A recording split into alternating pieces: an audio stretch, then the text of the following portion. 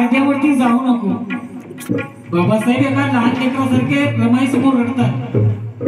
शेवटचा क्षण सोडणारी ती रमाई. त्या रमाईला बाबासाहेब बोलतात की रामू आज पसरते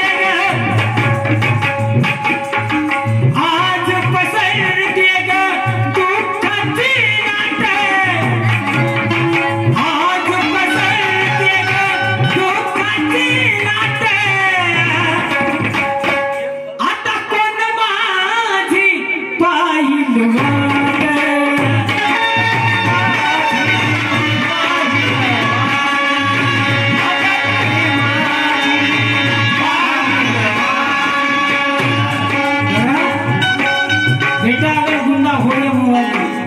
माऊसी अपने आंचल में छुपा देती है.